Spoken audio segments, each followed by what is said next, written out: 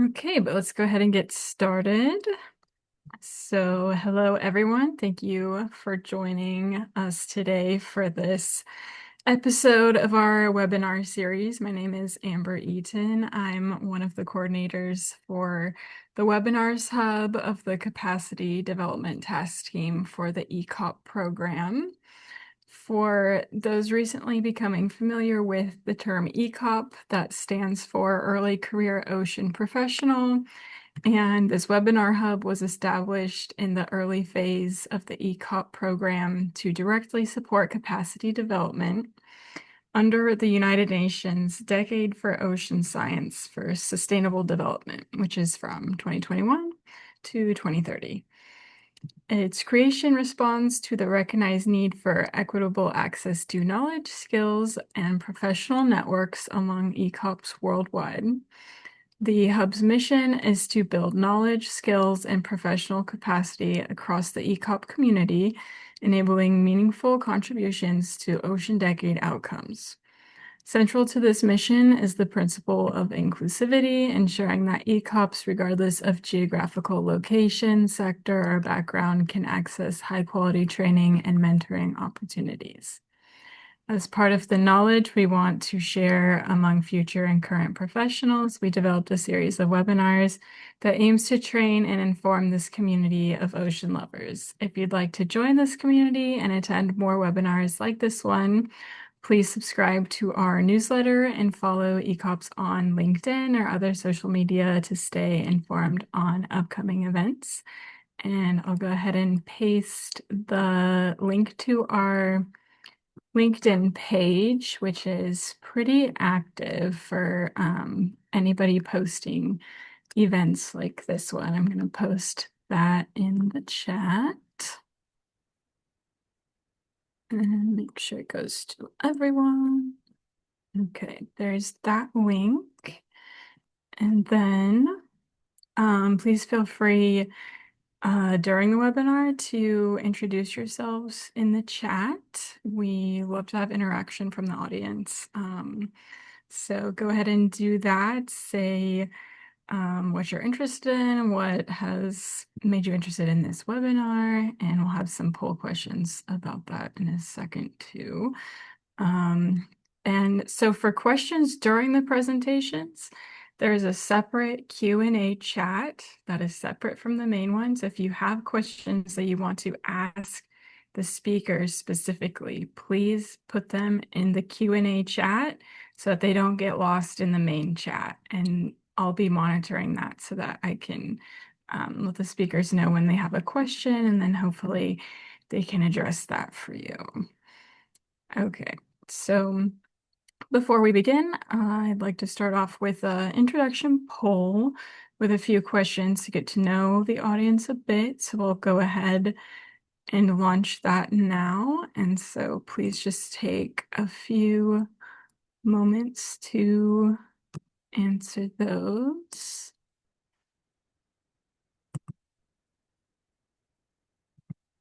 Okay, hopefully everybody sees those questions on their screen.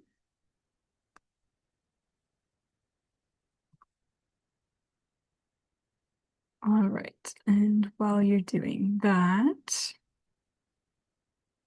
I will continue with the introductions. Okay, so in today's episode, we will be learning about SeaTube, the collaborative underwater video platform, and how scientists from around the world are using it to explore the deep sea. SeaTube was developed by Ocean Networks Canada, which is one of the world's major ocean observing facilities. And we will be hearing from three experts from their team today. Our first speaker is Dwight Owens, the Impact and Development Manager for Ocean Networks Canada. Dwight's career has been largely involved in training, education, science literacy, outreach, and capacity development with a specific focus on creating opportunities for ECOPs, just like most of us here today. So that's perfect. After Dwight, we will hear from Moronke Harris. the Knowledge Mobilization Coordinator, who is also an award-winning deep sea scientist with experience in climate engineering and intergovernmental multi-vessel research expedition planning on the high seas. So yeah, she's pretty cool. And our final speaker is Vanessa Stewart, the project manager who oversees the product development for SeaTube, by consolidating feedback from users and working with the talented group of software developers who brings SeaTube to life. So she will be giving us a demo on how to use the platform so you can all try it for yourselves very soon, which is exciting. And yes, let me get back to the poll results and then get started. Okay, so very even spread of experience here.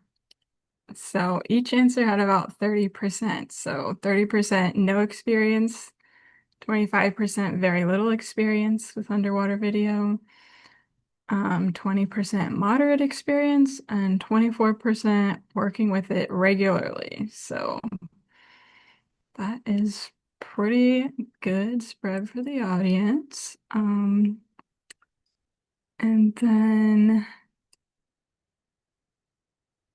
the question for what made you interested to join this webinar, if you answered it in the poll, that's fine. But if you want to share it with the rest of the people in the chat, please feel free to do so. So you might network, find people that are interested in the same topics that you are. And let me see if I can read where everybody's joining. Nope. All right. Cabo Verde, Portugal, Vancouver, Italy, BC, Somalia, Morocco, ONC, Victoria, University of Ottawa, Amsterdam, Nova Scotia, ONC, ONC. Okay, you've got some good ONC representation going on. All right, so thank you everybody for participating in that. And with that, I will hand it over to Dwight to start the presentation. Great. Thank you so much, Amber. And thanks to everyone who's able to join. And let me just confirm before I continue, my sound's coming through okay? Great. All right. So let me just arrange something here. So it's wonderful to be here together with you and to learn about video archives at Ocean Networks Canada, which are freely available to everybody. And so we're going to be introducing SeaTube. But before I begin, I wanted to also share some introduction to Ocean Networks Canada. And we're just trying to see if we can remove that one gray box from the screen.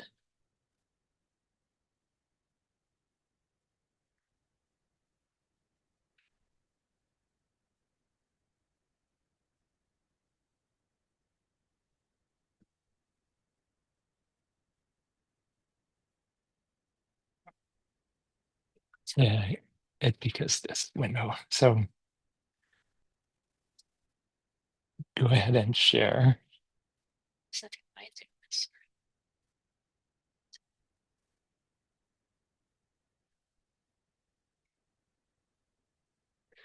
Yeah, let me see. Maybe I can just share from mine.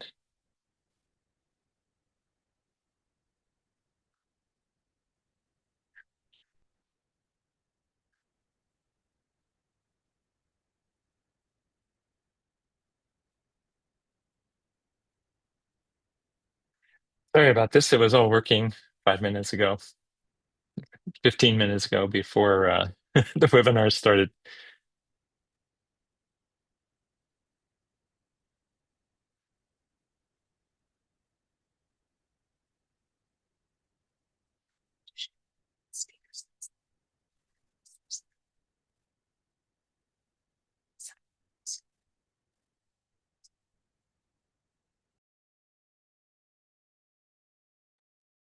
No worries. We've got some discussion about the World Cup from people in various countries in the chat, so take your time.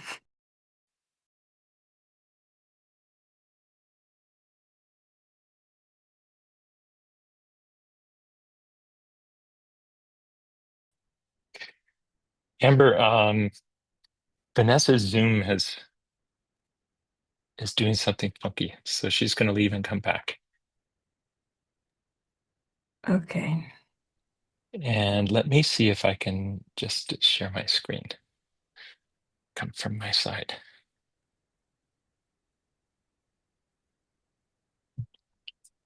Yeah, can you stop Vanessa's share because oh, there we go. Okay. All right. Is that showing up? Yes. Okay, good. Sorry for all that. And yeah, so we're going to be talking about C2, but before, I just wanted to acknowledge and with respect the Lekwungen, including the Songhees and Hwasepsum peoples on whose territory the University of Victoria stands, and the Lekwungen and Wasanich peoples whose historical relationships with the land and the sea continue to this day. We acknowledge the Indigenous communities with whom we have the honor to partner on coastal monitoring and data management solutions. So our Indigenous relationships and partnerships are super important for everything we do here at Ocean Networks Canada. So I wanted to just give a little bit of background about Ocean Networks Canada. We are a national scope facility. So we have installations on the Pacific coast. Also, in many locations, we have partnerships and data collection activities. What?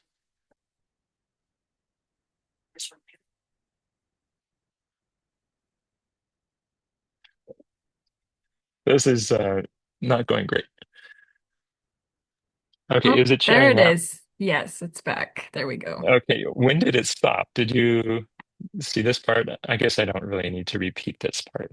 That was okay, yeah. So that was the acknowledgement slide that Dwight read, and then we can go to the next one. Yeah, we just haven't seen that one. Okay, perfect. Oh, okay. All right. Sorry about all of the glitches here. So we are a national scope facility in Canada. We have lots of installations on Canada's Pacific coast. And we also have partnerships and data collection sources across the Arctic. And we have partnerships in data collection in the Atlantic. And then for the past 3 years, we've been running a small data collection station in Antarctica. And this year we've doubled it. So we have two of them with live data streaming from Livingston Island in the Antarctic archipelago. So, as I mentioned, our Indigenous partnerships for ocean observing are super important. We operate our own networks, but we also do data collection with our Indigenous partners. They may go out on their own boats to collect data from CTD devices, or it could be up in the Arctic through the ice to collect water property measurements. But the sort of bread and butter for Ocean Networks Canada is our cabled observing systems. So this schematic here shows this orange thing, this trapezoidal box. That's what we call our node. And you can see there's this black cable that's connecting the node from shore, and it's carrying high voltage power to this node. And then within the node, there's electronics to step the power down to lower voltages. And then that power goes out to satellite platforms and instruments. Also, there's fiber optic connections so we can gather data directly from all these instruments on the seafloor. And some of the instruments are very high data rate, such as our camera systems. So here's a little example. We've got a camera with lights and pan, tilt, and zoom, and we can connect or collect even 4K video from the seafloor. So different kind of environments where we have cameras, we have them at hydrothermal vents, methane hydrate outcrops. We have videos from deep sea coral reefs and Arctic benthic habitats, abyssal plains, which previously people thought it's just a bunch of mud, but no, it's full of all kinds of things, and coastal reefs, fjords. And we don't have video from Antarctica yet, but hopefully in the future. But we do have live data streaming. And all of this comes into the system we call Oceans 3.0, which is our data management system. And this system handles all the data acquisition, the instrument command and control. Then we have a data archive. We do the data enrichment and data processing, quality and control. And then we have a portal with applications that people can then access and explore the data. And then we have all kinds of analytics and visualizations that are provided. These are just some summary numbers. Approximately 12,000 sensors, over 640 instruments. We're pre-generating 10,000 plots every day that you can access at a single click. And we're handling 10,000 plus data requests, archiving 400 plus gigs, almost 2 petabytes of data now in the archive.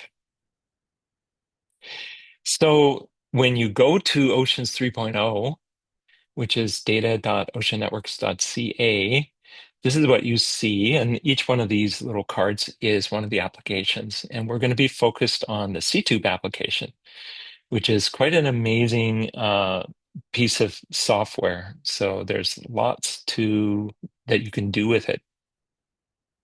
This is the home screen, and Vanessa will be walking you through some of this in a minute here. And I just want to say that if you're interested in using ONC video for your research, then please get in touch with us or with our staff scientists, Fabio DeLeo, Marianne Boulard. You can email them, or you can contact us directly, or you can just contact Amber at ECOP and get us in contact. So if you want to do research, we'd love to know about it and help support your research. So please let us know. So now I'm going to turn this over to Maranke for firsthand perspectives.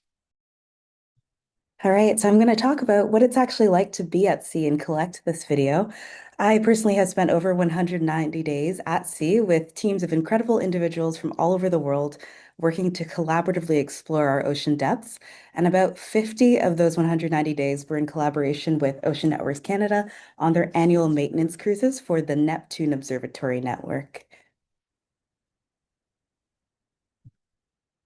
And the Neptune Observatory Network, Neptune stands for Northeast Pacific Time Series Underwater Networked Experiment. So that's a deep sea component of ONC's observatory. It's a cabled observatory that's situated off of the west coast of Vancouver Island, where we're all currently located. And it runs on a fiber optic cable and seafloor nodes. So the whole system includes about 850 kilometers of seafloor backbone cables, and there are multiple instrumented sites along those cables. But because it's a cabled observatory and not battery powered like a buoy or like a float, it can actually deliver continuous real-time high power, high bandwidth data straight from the deep sea floor. So Neptune is essentially Canada's permanent cabled eye on the deep ocean floor off the BC coast, feeding that continuous live data on everything from earthquakes to deep sea life. And it's in an important part of the ocean that normally is almost impossible to monitor in real time. So all of the images that you're seeing on screen right now were collected on site in this Neptune Observatory Network near the Endeavour node, which is where the hydrothermal events are. So, as a deep sea oceanographer, my scientific focus really lies in exploring the most uncharted realms of the ocean, and that's places where we have mystery, discovery, and innovation all converging. And when I'm at sea, I'm most often found on the back deck or in the wet laboratory, processing samples and training interns and guest scientists. And all of these expeditions are usually 24-hour operations, so there are hundreds of samples collected, and we're living on these ships for anywhere from a week to multiple months. My longest expedition was 40 days. And since these deep sea environments are found thousands of meters under the ocean's surface, humans use specialized tools to reach them. So these tools are really our eyes and our hands of the deep. And there's the ship, of course, that's our floating command center. But there are also all sorts of robots that we launch from the ship itself. For example, what you're seeing on screen in the two top photos here are is a Hadal lander, and that's an unmanned weighted instrument platform that's released off the side of a ship and it sinks freely into the deepest parts of the ocean, then lands on the sea floor to take measurements or samples before floating back to the top and being recovered. But my personal favorite is submersibles. And that's an excellent source of undersea video data. So these can be manned submersibles or HOVs, but due to risk and costs, we more commonly use ROVs or remote operated vehicles.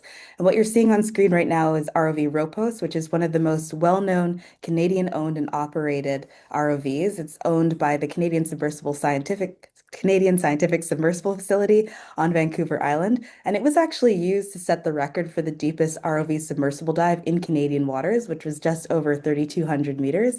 And that was done on a 2023 expedition that I joined and that you'll see some underwater footage from later. But these submersibles are big. They're the size of cars if cars were 6 feet tall. And the ROVs are tethered to a ship via a fiber optic cable, and then they're controlled by scientists and ROV pilots on the ship in the control room. And the control room is basically a dark, cold room about the size of three shipping containers, and it's filled with lit up buttons and switches and humming screens that are displaying the robot submersible's vitals and also multiple angles of its view as it descends through thousands of meters of crushing pressure into the abyss below. So usually in the control room, you have the pilots and the navigation specialists sitting in the front row, while scientists sit in the back row and direct sample collection. And this room allows us to see exactly what the robot or the ROV is seeing in real time. So this is really where the magic happens. We're all wearing headsets and we're all working as a team together and we're exchanging instructions and sometimes the occasional joke over the airwaves coming through those headsets. And each ROV dive generates hours and hours of high definition video from the seafloor. They can last over 24 hours sometimes. But that raw footage alone isn't just this what makes the science, because without context, a video clip is just pixels, right? It's with annotation that it becomes a searchable, citable scientific record. So that's where platforms like SeaTube comes in, because as the ROV is moving across the seafloor, we have scientists and data stewards on board that tag what they're seeing in real time. So species sightings, geological features, infrastructure checks, other anomalies. And each annotation is time-stamped and also geolocated. So that's what turns the dive into a structured data set rather than an unreviewed video file. And annotating a live ROV dive is actually a real-time collaboration between people that are physically present on the expedition, and then also scientists and data stewards working from shore, often thousands of kilometers away. So while the expedition is underway, those on the ship and those at shore are making first pass annotations together as the dive happens. They're flagging key moments while they're still fresh and while those broader expedition goals are top of mind. But on shore, we have that parallel team that's also working in real time as the expedition's happening, using that live feed that's being streamed to land. But also, once the expedition ends, they can review that recorded footage as well. So, shore-based annotators often bring deeper taxonomic or geological specialization. And if they're annotating recorded footage post-expedition, they have way more time to annotate carefully without that time pressure of being on an active ship with active operations. They also bring a level of consistency across multiple dives and cruises, since the same shore team might annotate footage from many different expeditions over the year. So, video from the dives is broadcasted live all over the world, and the team on the ship works to answer questions sent in by interested viewers. But having a broadcast to the shore also allows everyone that's working with the team, so the shipboard team and then the shore-based annotation team, to work at the same time while the expedition is underway.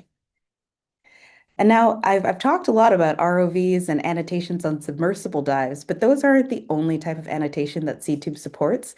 There are also fixed cameras that remain either onshore or on the ocean bed, and they gather data every hour through fixed routines. So what you're seeing on screen right now is an example of a platform that has an underwater fixed camera on it, and it's being installed in Kitimat Village, BC, as part of a community observatory. So I talked about the Neptune Observatory that's 850 kilometers of cable running into the Pacific, but community observatories are scaled down versions of ONC's existing major observatories like the Neptune Observatory. And you'll hear more about all of this from our program manager, Vanessa Stewart. So I'll hand it over to her. Thanks, Maronke. And I admit, I think it was my computer who led to our glitches earlier. So I'm going to share my screen here, and if something similar happens, then we'll pivot and I'll share from a different laptop. So let's see.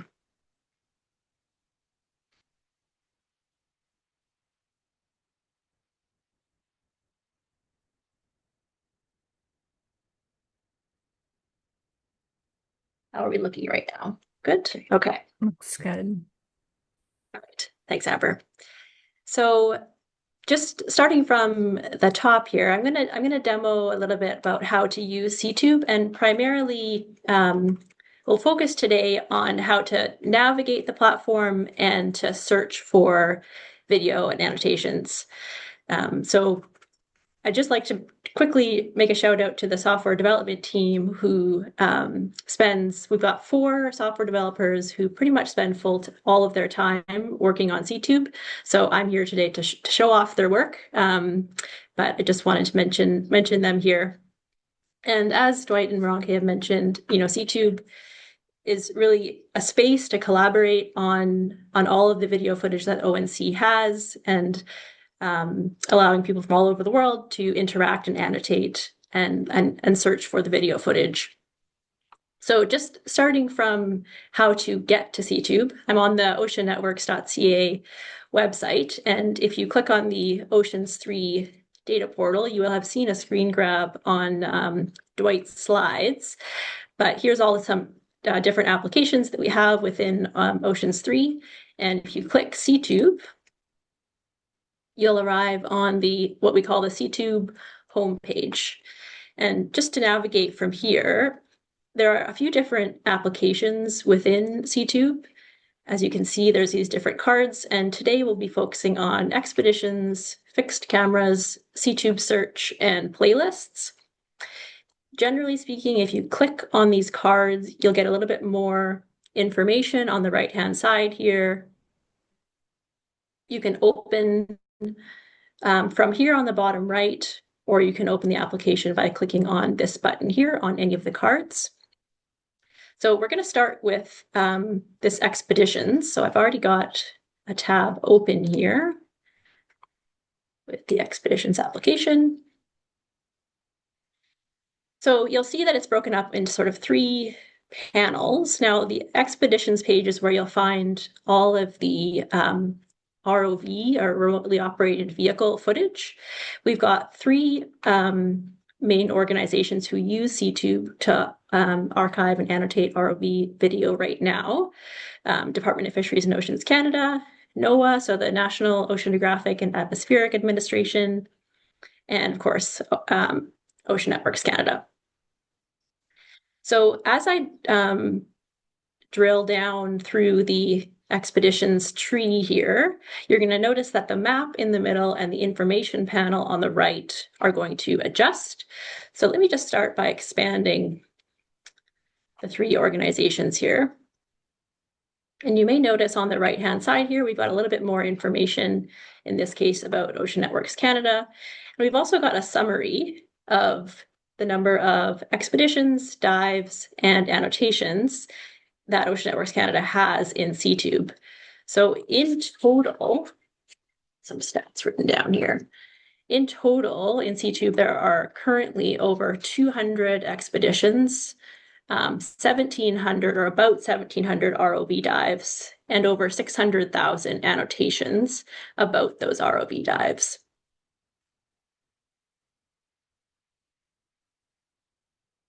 So if I were to look, start to go down a little bit deeper here, all of the expeditions are grouped per year. So this is an expedition, and I can see underneath expeditions, there are different dives. And once again, the map is starting to zoom in to the location of this specific dive, and you can see a little bit more information on the right. Now, I can actually open up what we call the dive log dashboard, which I'll move to in a second, by hitting this Open Dive button. There's also a search button here, which I'll get to later on in the presentation.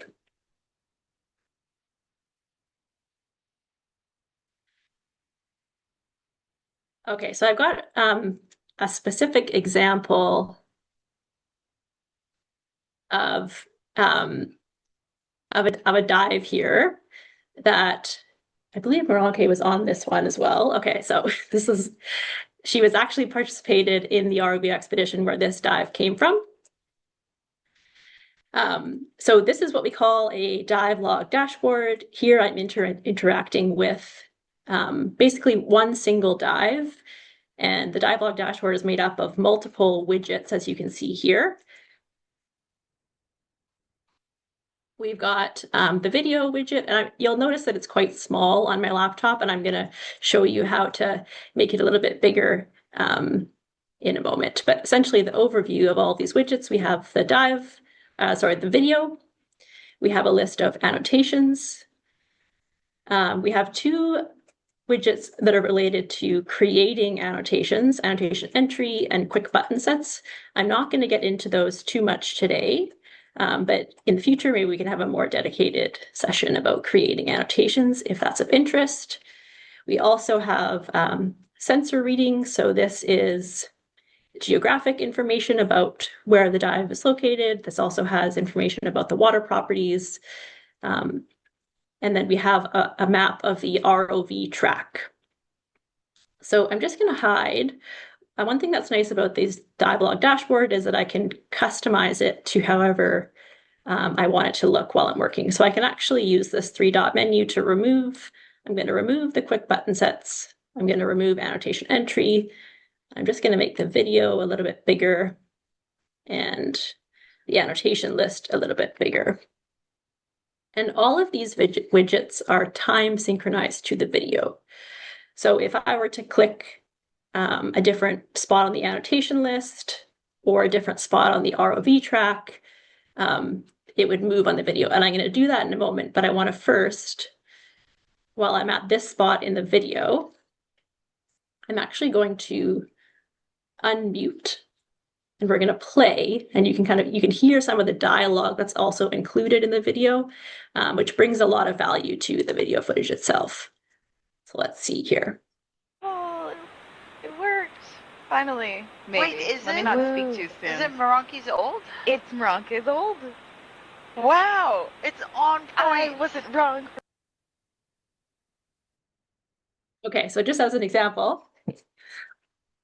I'm just going to jump in here. That was Moronke, right?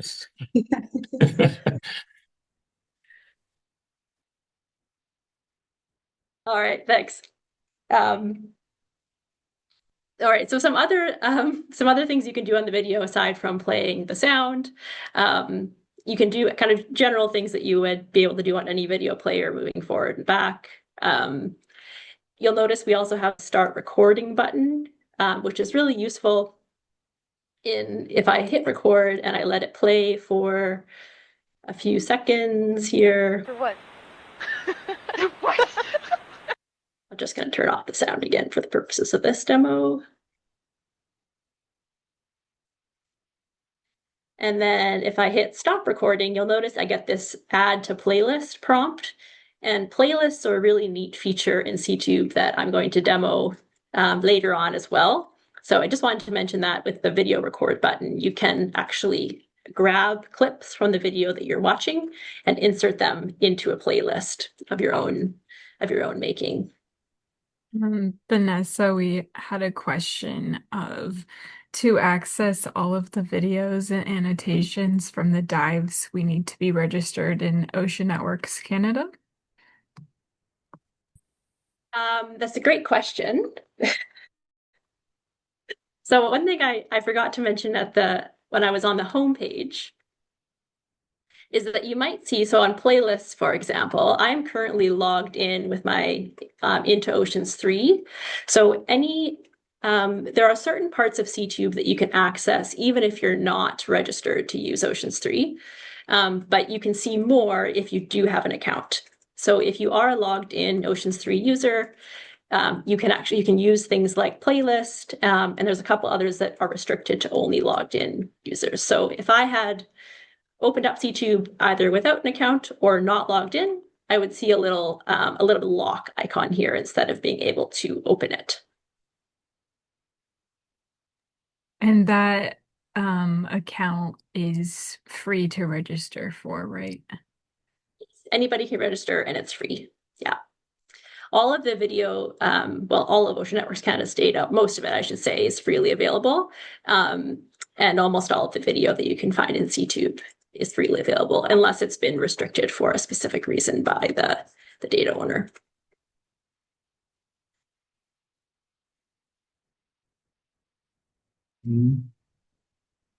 Okay. So just one other thing I'll mention before we leave the Divelog dashboard. I'll just demonstrate how, as I move through, if I click different parts on the annotation list, the video will actually jump to those points. So I can move around here and the video will adjust. It's just being a little bit delayed, I think. Or there's some issues with this video player. There we go. It's just a little bit delayed. So essentially, it's really great because this is all time synced, you can see at each point in the video what's going on with the different sensors, where you are in the ROV map, and what annotations there are at that timestamp. If you use this share button on the video player, it'll actually create a link that goes precisely to this timestamp. And similarly, if you copy the link from this annotation, it'll also save the timestamp. So it's a really great way to share things with other people. There's some different things you can do with the annotation list, including filtering the annotations, but we'll talk a little bit more about different ways you can search and filter things later on, but you can just note you can do it within the dive itself here. All right. I think that's everything I'm going to mention on the Divelog dashboard, unless there are some questions.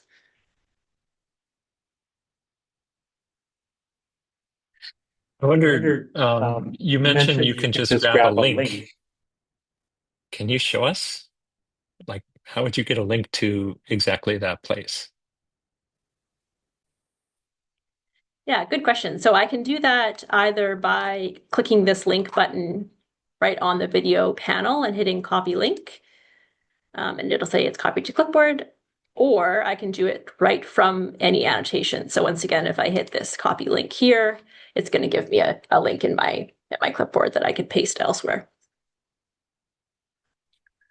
So if I send that link by chat or email to my friend who's in Tanzania, they can click it and they can see the same thing? That's right. We could test that theory. If I go copy this link and then I paste it into a new browser, or a new browser tab, you can see that it's got the timestamp right here. And it's going to open up to that exact spot in the video. Okay, that's super cool.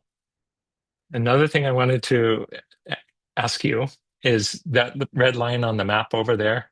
Is there something special about that red line on the map? Yes, there's red line on the map, and again, I apologize, it's a little bit small. And in fact, I'm just going to grab the video and move it over to the right here, and I'm going to make this map widget a little bit bigger. And if I zoom in here, this is actually the track that the ROV is taking, and sometimes these maps are just a little bit slow to load. So I welcome you to kind of explore this on your own. But this red line is the ROV track, and these circles are the number of annotations at each location. So again, because it's time synchronized, if I click on a location here on the ROV track, it's going to take me to a different spot in the video. And it's interesting because you can see at what areas on the ROV track where there are more annotations. So there may have been more events of interest that happened at this location, or it could mean that, nobody's looked at this video yet on the track in between, and maybe there is something interesting to annotate there as well. Again, it's just a little bit slow to load the different map layers, but this is a fun thing to explore on your own.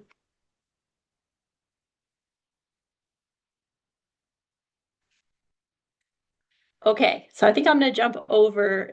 So this was all about the ROV video and interacting with that in CTube. I'm going to jump over now to the fixed cameras. So if I go back to the CTube homepage, we looked at the Expeditions application, and now we're going to look at fixed cameras. So these are the cameras that are fixed in one location, either underwater or on shore. And if you look at the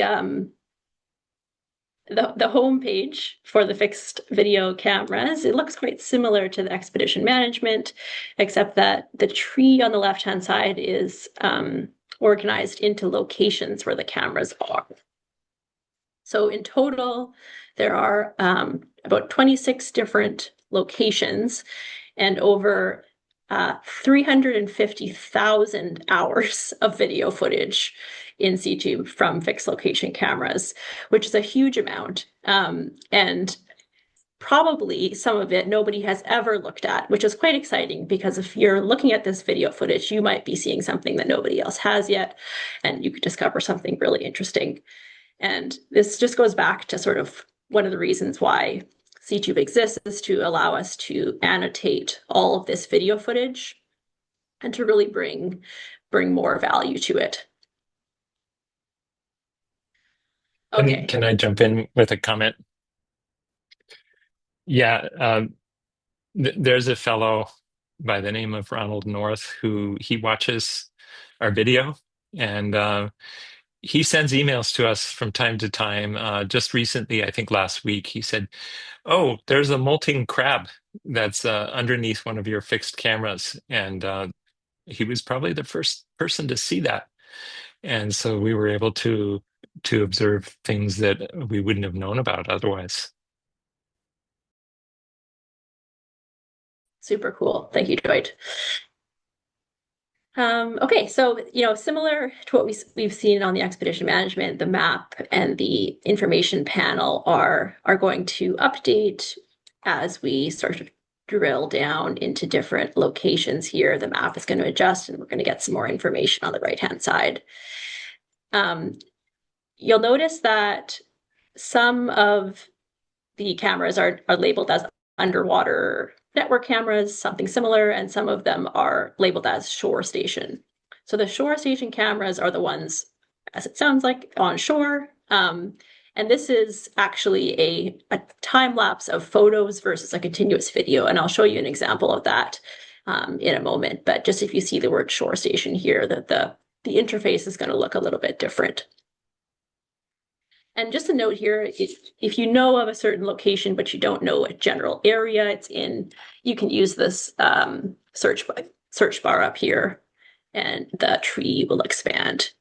I'll also point out that you may notice that this looks a little bit different. When we looked at the expedition management page, the buttons were on the right-hand side, and you've just caught us in a time of transition where we've updated the expedition management page to kind of a new style, but we haven't updated these pages here. So, but the buttons are the same, and that you can open up the video and you can search for it, which I'll get into in a moment. So I've got an example of a fixed location camera dashboard open. And it's a similar widget design that you can customize what you're looking at and resize and move the widgets around.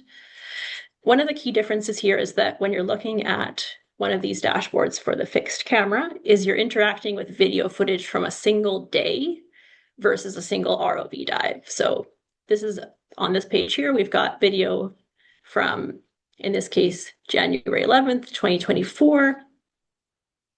And it's the video from a single day is organized into clips. So these are typically 5 minutes, and you can sift through them here, and then the video is going to change. So these were all clips collected on the same day. And again, I think it's just a little bit slow to load. Just Dwight, I think you might have something to add about the video clips. Yeah, I just wanted to jump in again. Why do we have 5-minute video clips? Well, because most of our cameras are in deep enough that there's no light, very little light. So we don't want to introduce a lot of artificial light to these deep sea environments. So we have our cameras on automated schedules. Typically, they'll turn on the lights for 5 minutes at the top of the hour, every hour. So we'll have 12 of those 5-minute clips gathered every day. Some other cameras have different schedules, but this is why we just have sort of time series video from our underwater fixed camera locations. Great, thanks. So one other thing I'll point out here is that, so right now we have, we've selected this January 11th date, but you can, right from here, you can pick any other day with video footage from this Hartley Bay Underwater Network camera.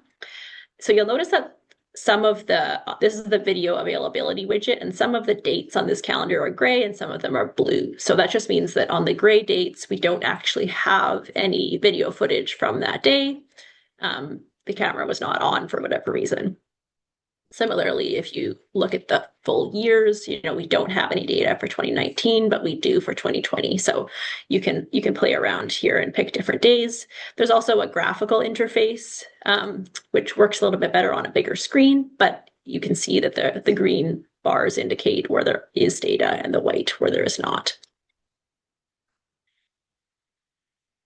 There's a very similar, I'll just move this up here, a very similar annotation list that you would have seen on the ROV dive log dashboard.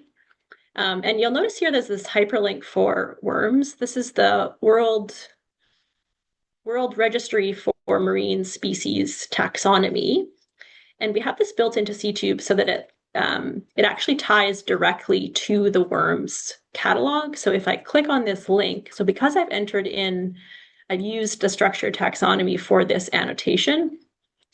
If I click on this link, it'll actually take me to that page in worms, so you can see all the taxonomic information about this species.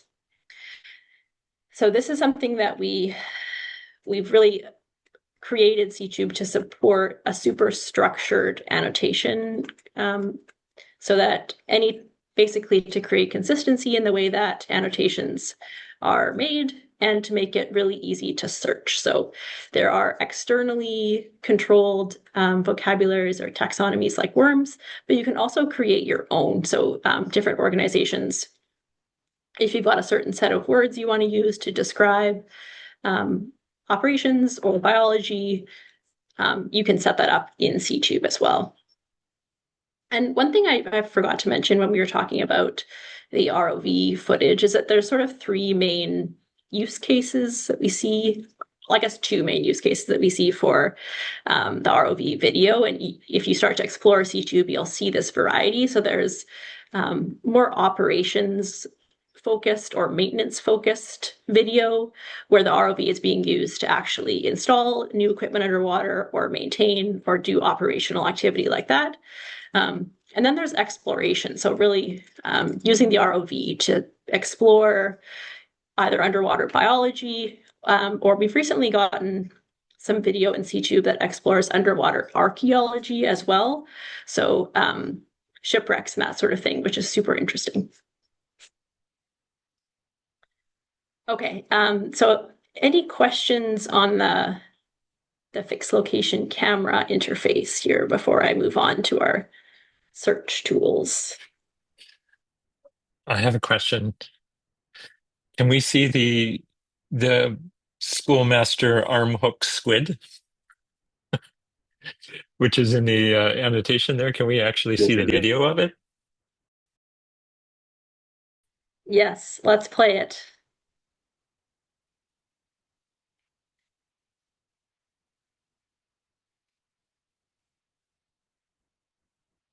It's not the best footage of it. Is that ink from the squid? I do not know. These are good questions for a biologist. Seems like it. Ronke says seems like it.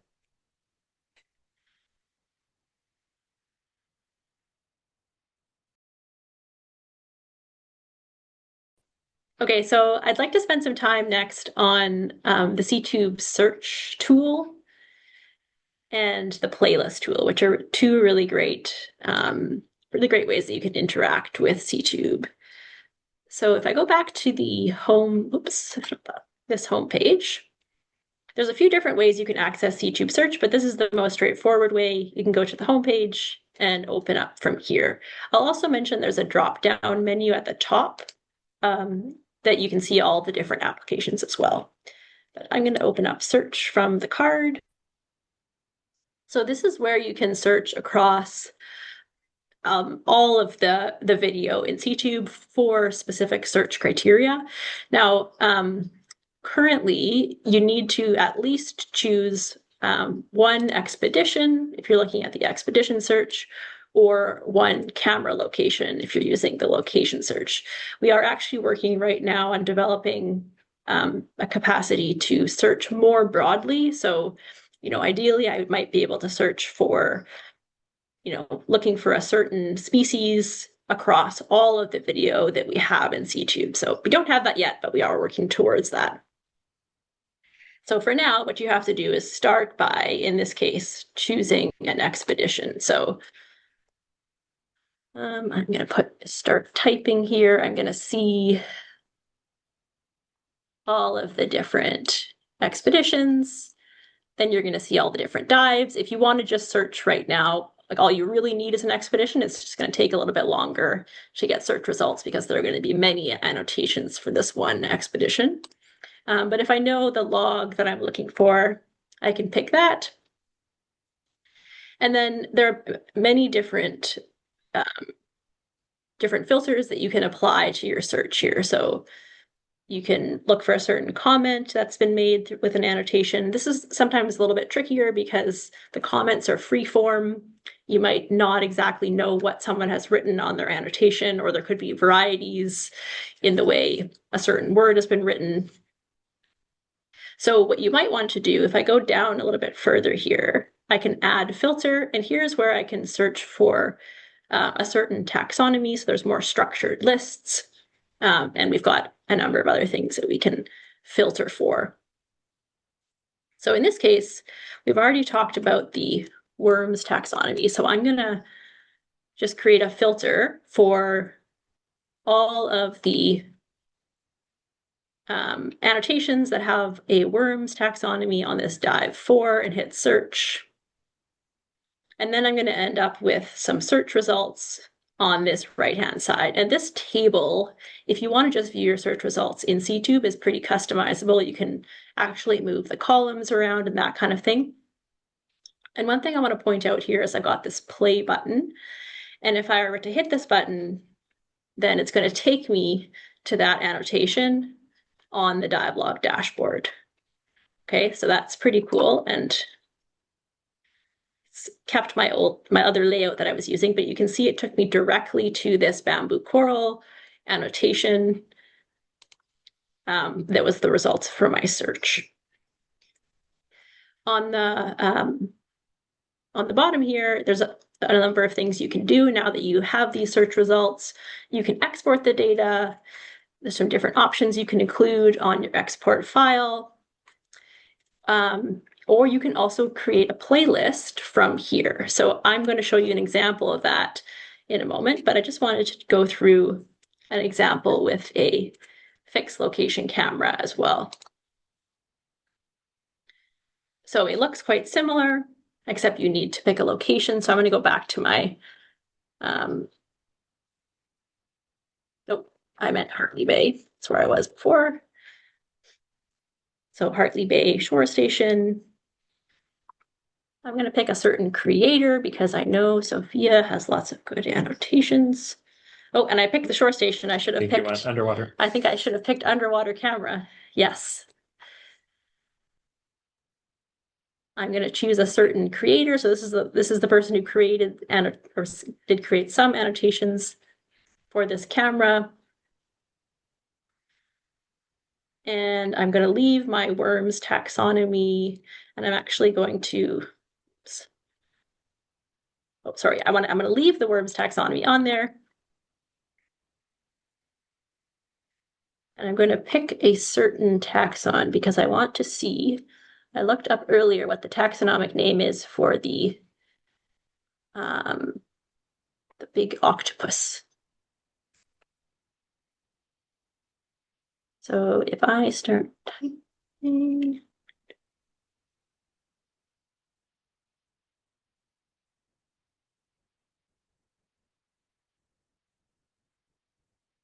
okay, so I've got a number of search results here, and I'm going to create a new playlist. So I'm going to put in a name. I'm going to say big octopus. And this padding before and after just tells you how long the clips are going to be on your playlist. So I'm going to make that a little bit bigger. I'm going to go 5 seconds before, and this will be 5 seconds before and after the precise timestamp where the annotation is in the video timeline. And then I'm going to create playlist. Vanessa, does that mean it's going to make 10 seconds? It's going to grab 10 seconds around the time of the annotation. So if the annotation was at the beginning of a minute, then it would be the last 10 seconds of the previous minute and the first 10 seconds of that minute. I think I asked in way too complex a way. You know what? I think that we're going to see this in a moment when we go to look at the playlist, but it'll be a total of 10 seconds. So the timestamp where the annotation is going to be the middle of that 10 seconds. We'll test that theory in a moment, though. Okay, so I could click on View Playlist directly from here, but I'm going to show you how to navigate to the playlist application from the home screen. But I will just pause here to see if there are any questions about the search feature, because this is a pretty powerful way to sort of look through existing annotations in CTube.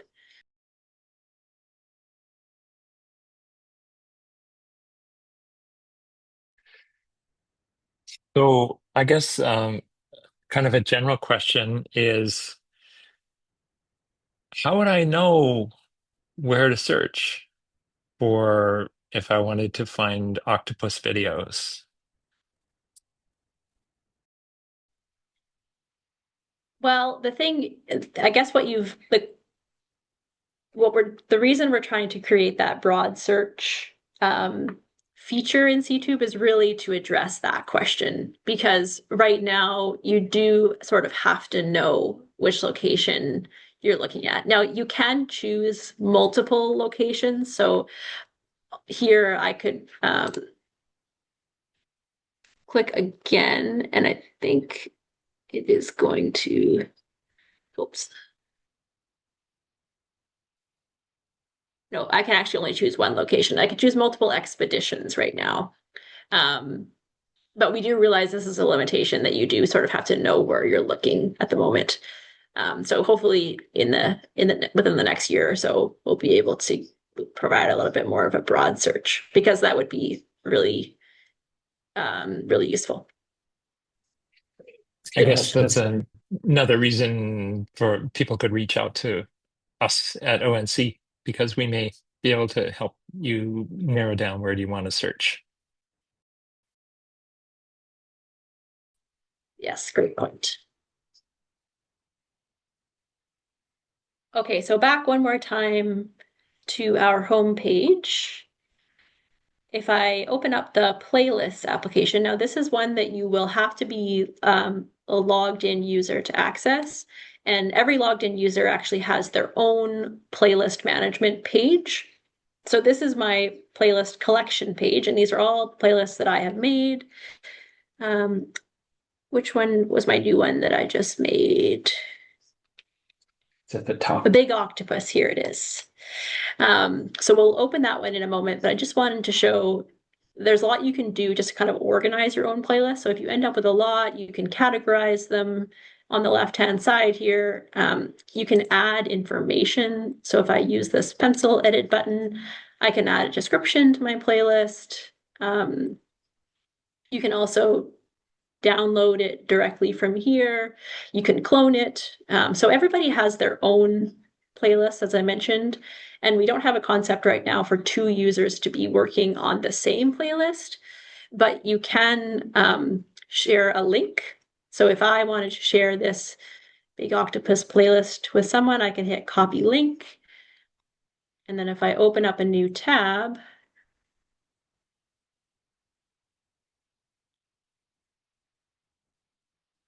it's going to take me to this new playlist. Let me just go back over to from my playlist sort of organization page. I get to the same place if I just hit this play button. Now it opens up what we call the playlist playback page. Okay, so if I had sent this playlist to a friend, they could open it up on their playlist playback page, and then they can clone the playlist and save it to their own collection. So we do have a capacity to share in that way.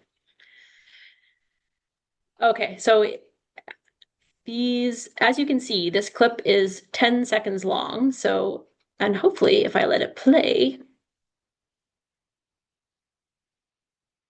we're going to see an octopus come through.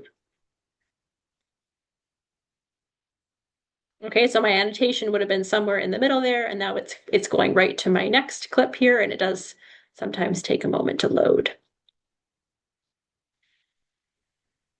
Vanessa, we just had a question, sorry, are Go ahead. the Yep. annotations made by users available in the search? So I'm not sure if that's like, is the question more, are you able to search by user? Because I think you did show us that. Or I guess, yeah, if you Yeah. can just retouch on that. So yeah, it's a good question. I'm going to sort of sideways answer it. So yes, you can search for different creators. Now, I didn't talk much about annotation creation, but for the ROV video footage, there are the different organizations who use CTube can tell us who is authorized to annotate certain videos. So those are quite restricted to the people within each organization who have been given permission to annotate the ROV video. For the fixed camera video, any logged in user can annotate video. It's just that those annotations will not be publicly available unless they are published. So the publishing process is separate, but every single person can create an annotation for themselves within CTube. So if I am searching for annotations, I'm going to see my own, the ones I've created, and the ones that have been made public. So those are the ones that have been sort of validated by an expert. So right now that's typically within ONC or someone who we know who has sort of validated it and made sure those annotations are correct. But that we could speak more to that if there are more questions after. Anything you would add to that, Dwight?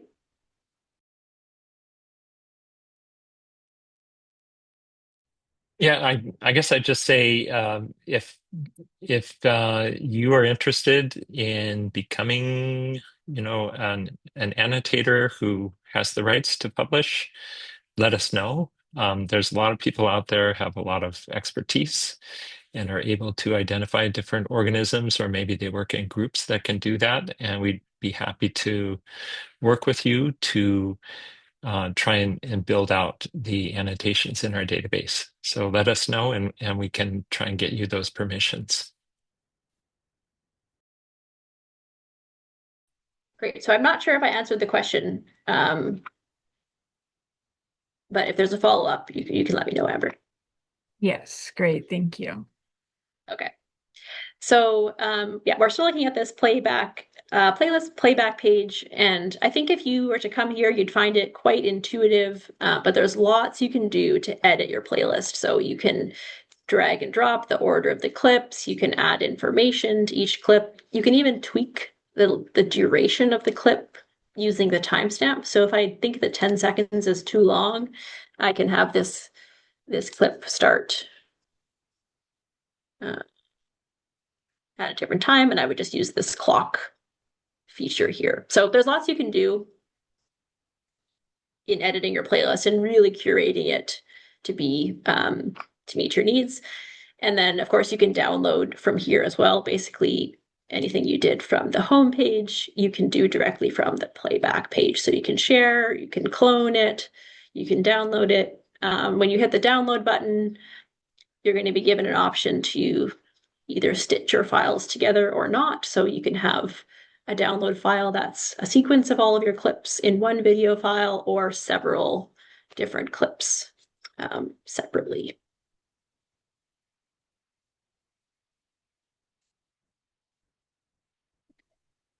I think that kind of covers what I was going to share, although I realized that I did not show you what a time-lapse fixed camera video looks like. So this would be an example of if you were looking at the fixed location camera tree. If you see anything that's a shore station, this is a camera on land that is taking pictures, and then we've created a time lapse from that. So this is an example of a time lapse in Cambridge Bay. We thought this would be a cool one to show today since we're right around the summer solstice. And this is 24 hours of photos strung together into 1 minute of time lapse. And you'll see that it is daylight all day, which is quite interesting. You can kind of see the sun going around the video. You'll notice that there are fewer widgets on this shore station video, and that's because we don't currently have a way to annotate the time-lapse video. You can only use CTube to pick different dates and view the time-lapse footage from shore station cameras right now.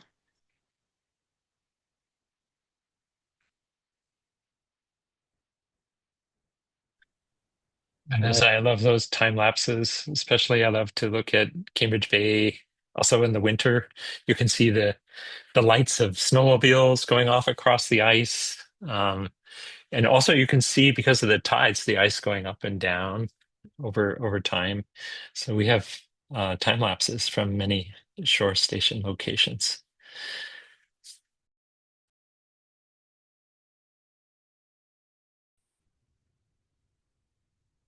Okay, so maybe we'll see if there are any more questions, unless there's anything that anyone wants to add.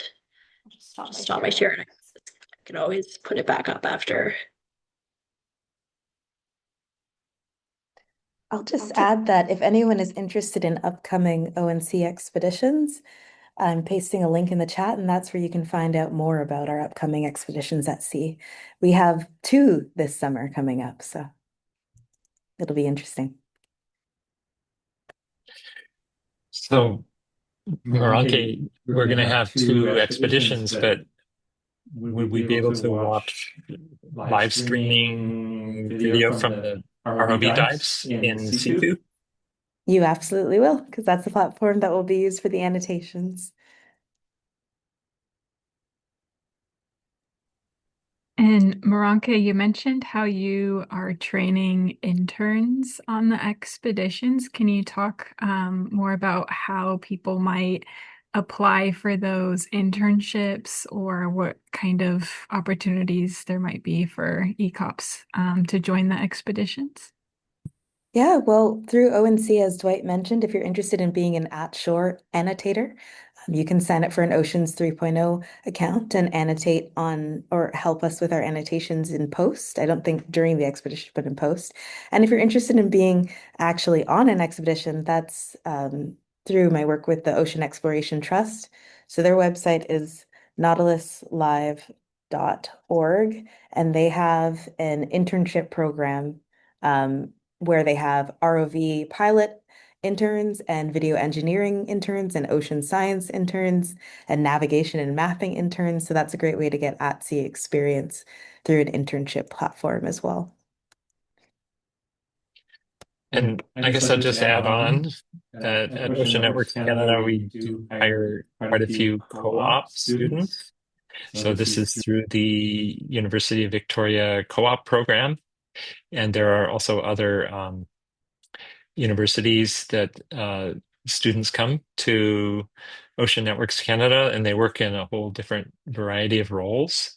We have co-ops working in software and coding and data science, helping with the science team, working in electrical engineering and mechanical engineering. Some of the co-ops do go to sea when we do our maintenance expeditions. Typically, they're coming from the engineering side. And so the co-op program, our co-op postings are available on our website, just under the jobs and opportunities page. And so that's something that if people are interested, they can look for.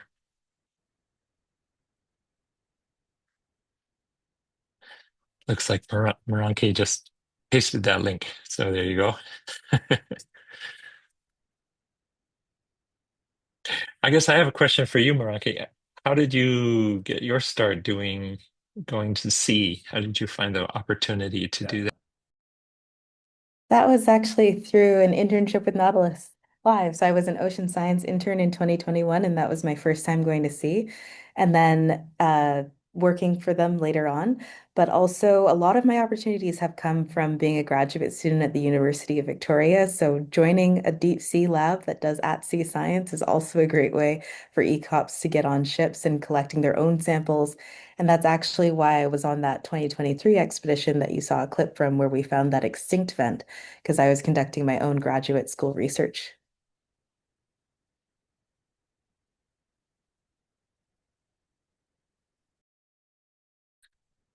Okay, I see a comment. Maybe Moronke, you could repost that link. It looks like it went to host and panelists.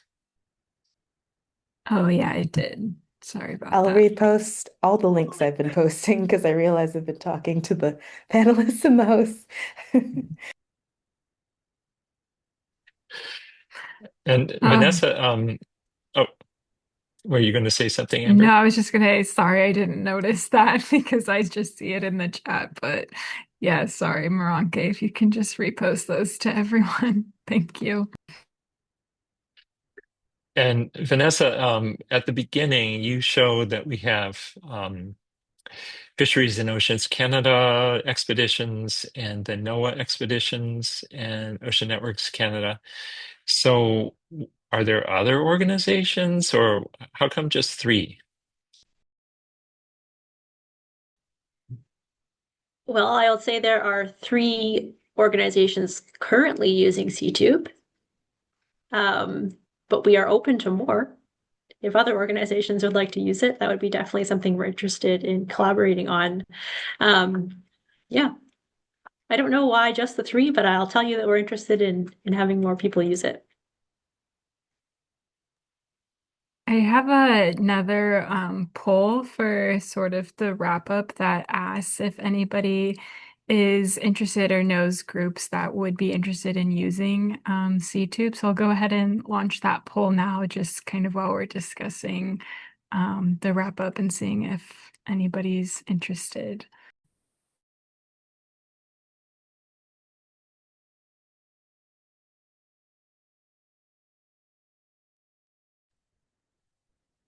Yeah, looks like Veronica just posted some clips that'll take you directly to Divelog, and I had to kind of close all my tabs because of our technical issues at the beginning. I reopened it, so one of them I opened, but the second one I didn't. So you can go and hear her voice on those expeditions as well. So that would be neat. And regarding that second poll question, in depth, so there's a bunch of stuff that you didn't really show today, Vanessa. What might be some things that we could go into if we had a second webinar?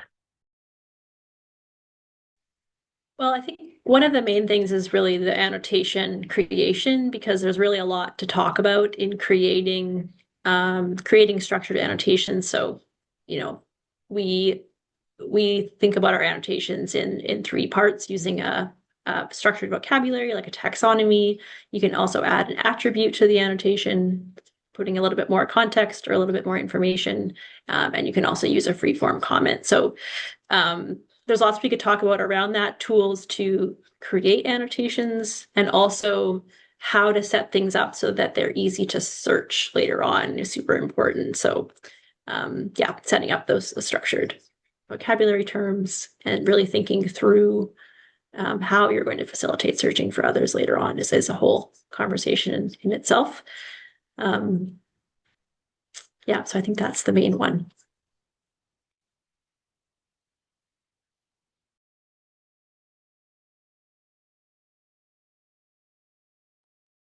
Okay, and I was also wondering, I know you and Dwight talked about this a bit, but like you were mentioning, you have one guy who loves watching videos and loves to reach out and say when he's discovered something like the molting crab.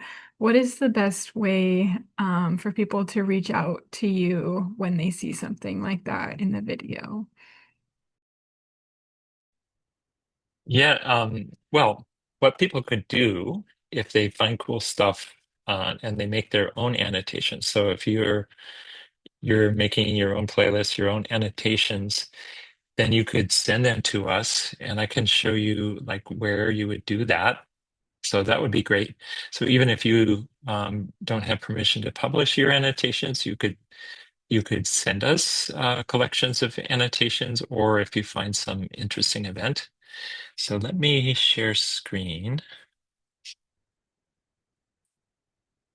Let's see here. Okay, so is that showing up?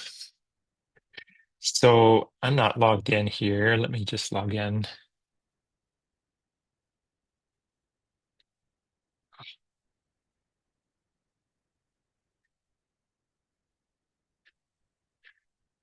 So let's say I find something cool right here, and I'm interested in sharing that. So I can come up here, and it's actually request support, but it will still come to us. So if you come in here, type of request, maybe it's just an other question, and then you can describe it, and then you could put in your information here. And then this will come straight to us, and we will be able to share with the appropriate people throughout Ocean Networks Canada. So it's this request support button. Okay, great. Thank you.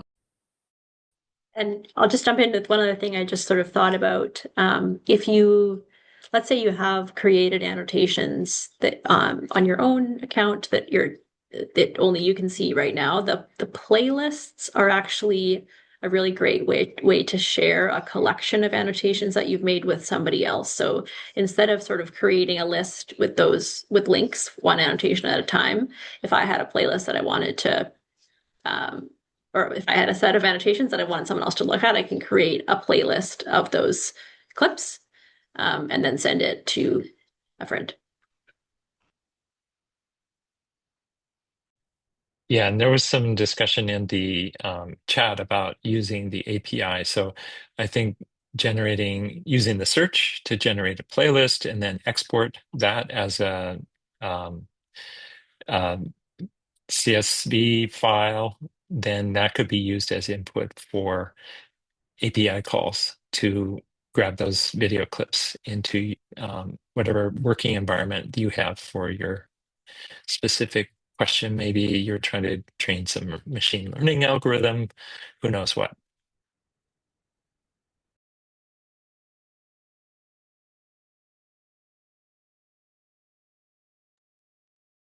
So Okay. I Oh, have a go ahead. question for the audience. Is there people in the audience who think they like to use CTube?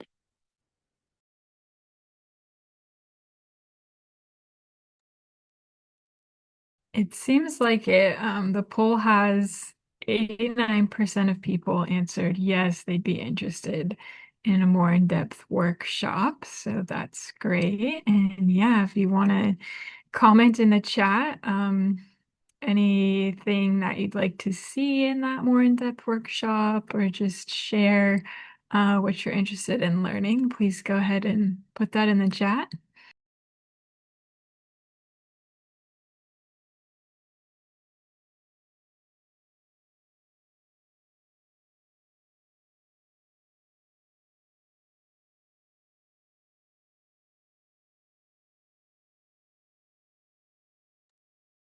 Okay, and while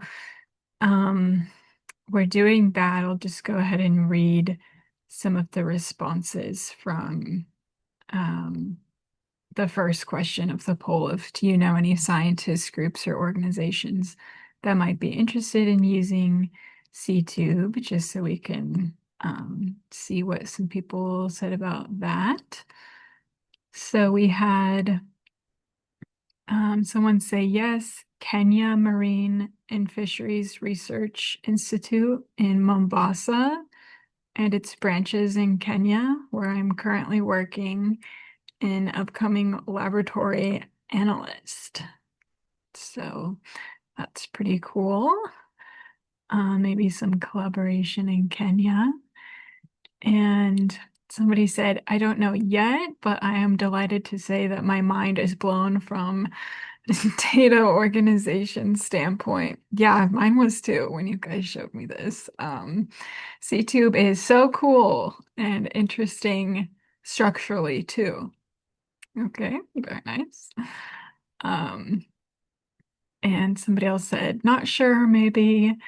I don't have a connection yet, so that's good. I think they're thinking about making some connections and maybe doing some collaboration.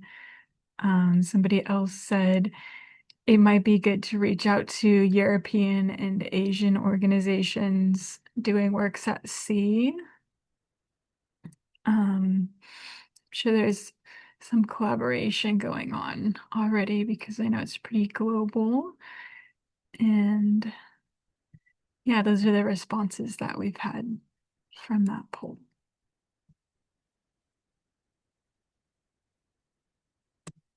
It's great to hear people are interested. Yeah, we've been working on CTube for actually when I first started, which was quite a while back.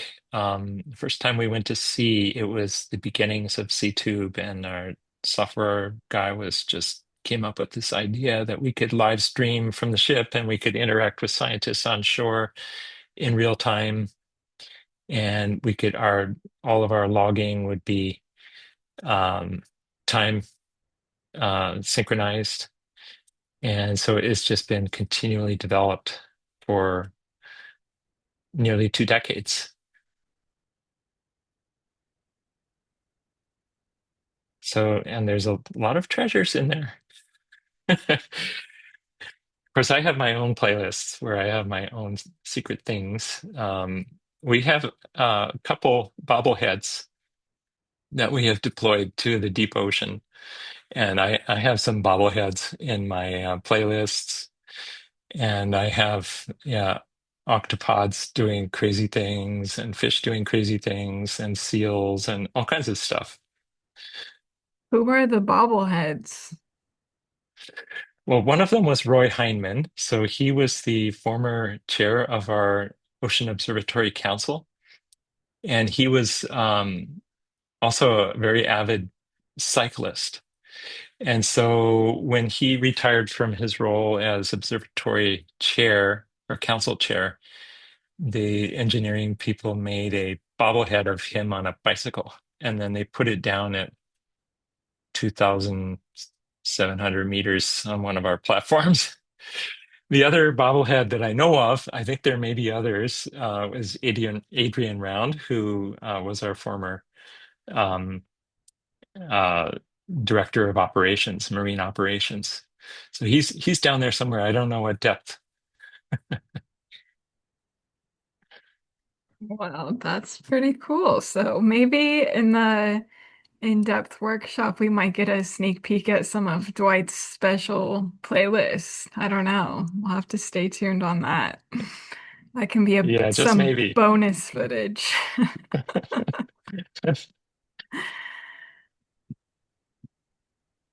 Cool. Right. Um, and yeah, I just had another comment that I just also like going back to the person's comment about how the technology is so mind-blowing and the scale of this global collaboration that you're able to do on CTube. And during Baranke's Maranke's presentation, where she's showing the control room with the screens and all of the buttons and everybody on the headsets, that really reminded me of seeing NASA work on outer space exploration. And it's so similar to deep sea exploration, which is so cool. So yeah, I think that's amazing to have like the people on the ship actually deploying the ROVs and kind of in the field, like the astronauts, and then they're just simultaneously communicating with everybody on shore. And that can be just global scientists around the whole world, and everybody can be annotating and watching the footage at the same time. So, yeah, that's all really exciting. And I think a lot of people would really be interested in doing some of that work. And I'm really glad that Moronke also shared how she got started in this field just with that internship. And thank you for sharing that link. I think that's going to be really inspiring for a lot of ECOPs that are interested in this field. So thank you for that.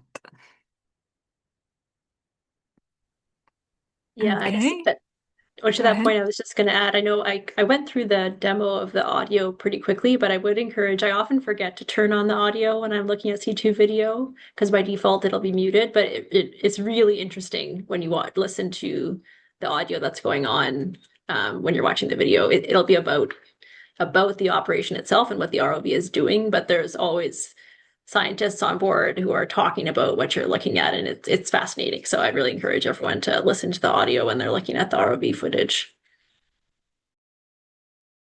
Yeah, and I'd add if people are interested in marine engineering, there's a lot of that kind of stuff in the ONC. So if, let's say you're interested in becoming an ROV pilot or, learning how to do deep sea marine engineering, there's so much know-how in there, and just watching their operations and how they find things and move things, and how they plan out everything, all the different steps. It's quite amazing, actually. Cool stuff to watch.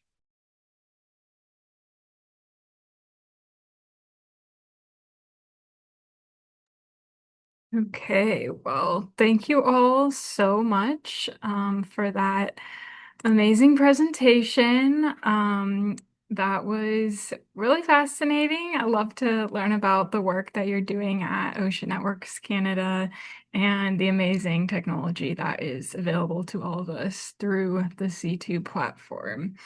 And thank you to our audience and everybody that was participating in this webinar. If you'd like to check out any of the other previous webinar episodes, I'll post a link to our YouTube channel for the recordings, and then this one will also be posted there. So I'll go ahead and do that now. So that's the link, and I know there were some more people at ONC wanting to watch this once it's posted, so it should be edited in the next few days and then posted up on that YouTube channel.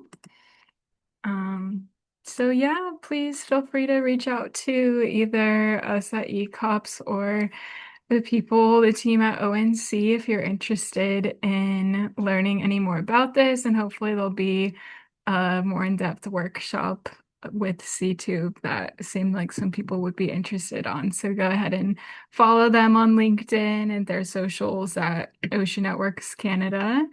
And stay tuned for that, and stay tuned for our next episode on our ECOPS page as well. Thank you so much, everyone. Thank you, Amber, for hosting us. It's been great to do this with you. Thanks to everybody for joining. My pleasure. Thank you so much, Dwight, Vanessa, Moronke, and hopefully we will collaborate in the future again soon. Happy to right. share. Thank you. All right. We'll see you later. Bye, everyone.